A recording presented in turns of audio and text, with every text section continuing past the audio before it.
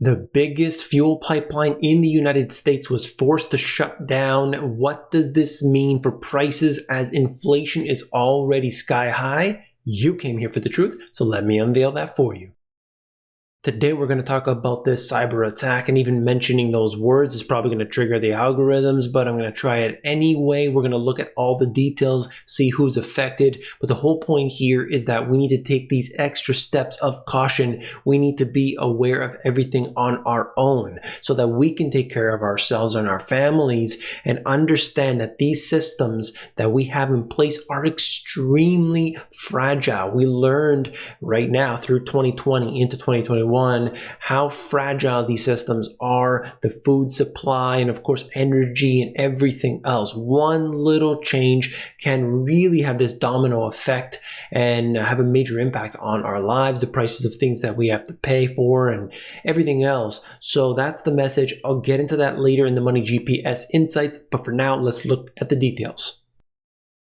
So I've got information from the AP and all different places, but I'll just touch on a few points really quickly. CyberAttack forces a shutdown of top U.S. pipeline operator. I got a map to show you in just a second.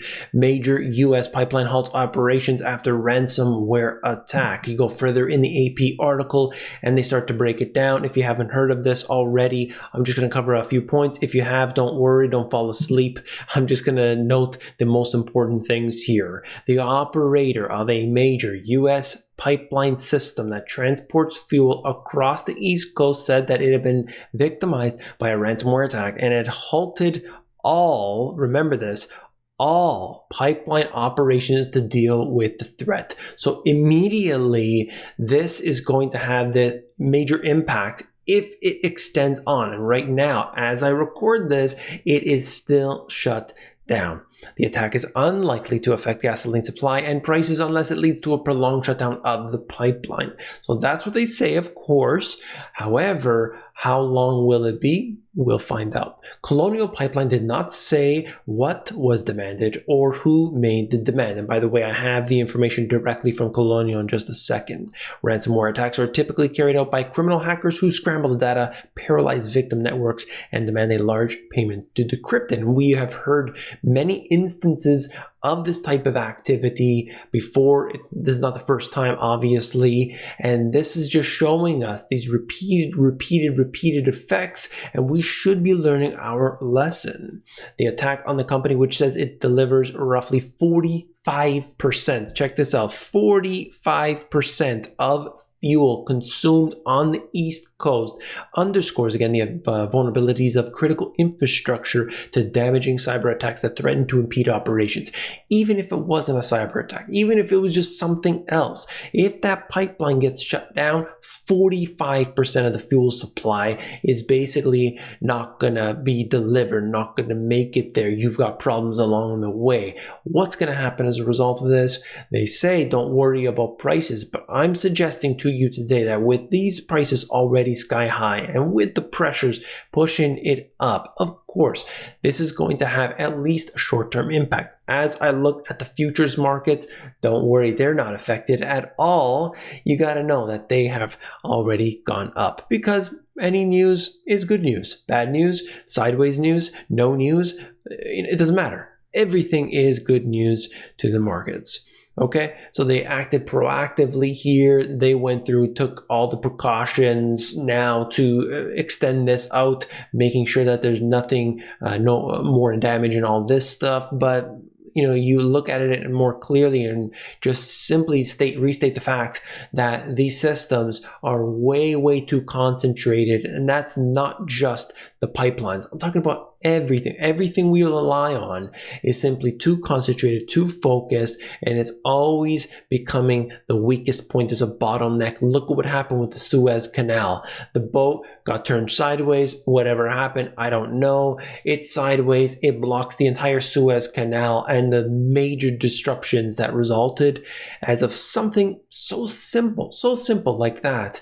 And yet here we are today, seeing how vulnerable we really are.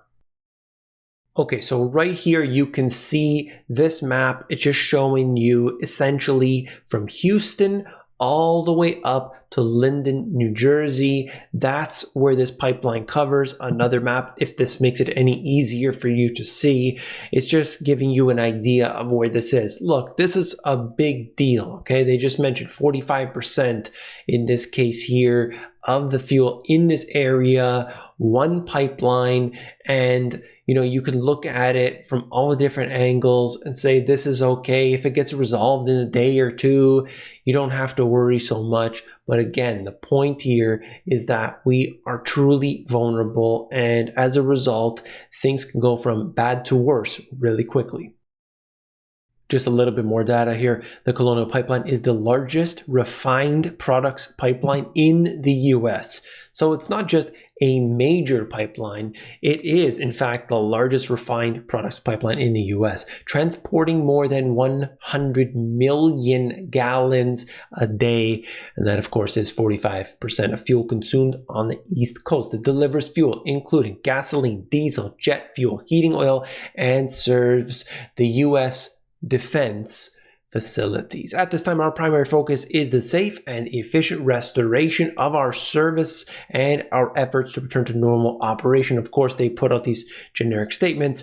You don't really know what's going on behind the hood, under the hood, but of course, we will be doing some investigation further. I'll bring you what I have. And then we go into a little bit more depth here. Pumping different refined products along the entire length of Colonial safely and efficiently requires sophisticated, automated systems. Apparently, the Colonial technology regulating the pressure of gas used to push liquids through the pipe is something really key to understand. That is the brains of the system. It controls the settings on the pipeline, what the pressure is, the remote operation of the valves. And look at these valves here. This is something that, as they say, if that's not operational, then people have to actually go along the length of the line. And this is something that initially was done automatically. This is done by these computers. And otherwise, imagine how difficult this job would be. I'm sure at a time it did exist like that, but now today they automate that process and, of course, making things much more efficient. If they can restore their systems in 72 hours or even a week, they'll be in good shape. It gets really tough after that. So just like the Suez Canal looked really serious for quite a while, stretched on, it was causing delays and chaos, but they eventually got that ship moved over to the side and everything started flowing through. This is the update directly from their own website, Colonial press release. If you are interested in checking it out, as far as I'm concerned, they just cover the simple talking points that you've heard already. You can see that these events right here are not just one-time things. They're not just a fluke occurrence. These do happen. And you could see what happened to Florida not that long ago. A hacker tried to poison a Florida city's water supply. This is something that is very real. Who knows if it's externally or internally or whatever, as long as you focus on the most important point, and that, quite frankly, is what you as the individual are doing to try and get away from all these systems. We'll talk about that more during the GPS Insights, but just keep that in mind. So let's think about this for a second. Number one, the systems that we have in place today will not provide for us and will not keep us safe. And that is so key to understand. You can look at all of the different levels here, food supply and water supply and everything else. It is so fragile and vulnerable, and we shouldn't be expecting them to actually come to us and give us everything and make our beds at night. That's not the way this is supposed to be, but we should have that mentality and the understanding that this is the way it is. That's reality. And that brings me to number two. We must be as self-sufficient as possible. Absolutely. If you can grow some of your own food, if you can have your own water system, your own water filtration, if anything, you got to catch some water, rain harvesting. If you can do that, you need to be able to provide for yourself and have income that is not derived from your particular location. Because if something happens, suddenly you need to run. Where's your income going to be coming from? Okay. These are all the systems that we rely on. The food supply, just one example. The store shelves empty because of some natural disaster. And then what? You are left scrambling. So be careful. Always, always, always be prepared for the worst, but hope for the best.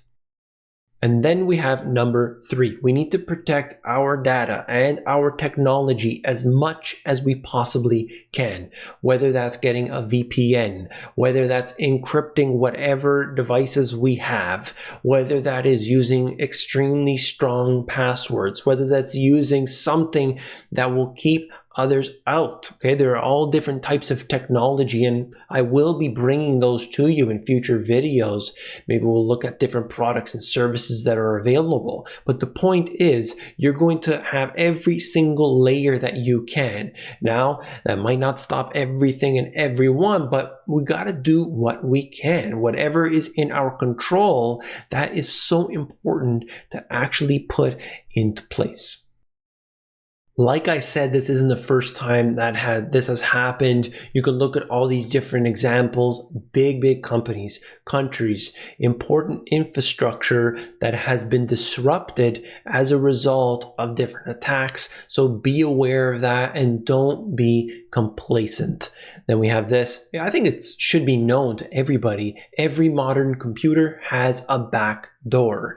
They talk about this particular one here, Intel, AMD. They all have this method of getting around. They can access, look at this, these subsystems can access all areas of your computer's memory. That alone allows it to see everything, view everything that is shown on your screen, access every device attached to your computer, and it goes through on and on. So do what you can and make it known that you want to be able to protect yourself in every manner possible. And this right here is just the potential threat impacts. I want to show you that there's multi-layers in the power grid itself. It could come in these different avenues. It's not necessarily just one point. There are others as well along there that, quite frankly, potentially creates a major disruption. So that's all for this video. If you haven't already, please sign up for the Insiders. The Insiders is my way to connect to you directly. I am emailing 5 days a week.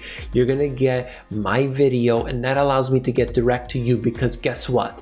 Those people listening right now, they don't want us to connect, but I have finally created this list. You're going to get the email. Eventually, I'm going to put content around that. I'm actually going to be able to share, some creative information. But for the time being, it's just the video of the day, so I can get directly to you. If you found the video informative, definitely hit that like button. If you want to learn about e-commerce for free, the AmazonGPS.com.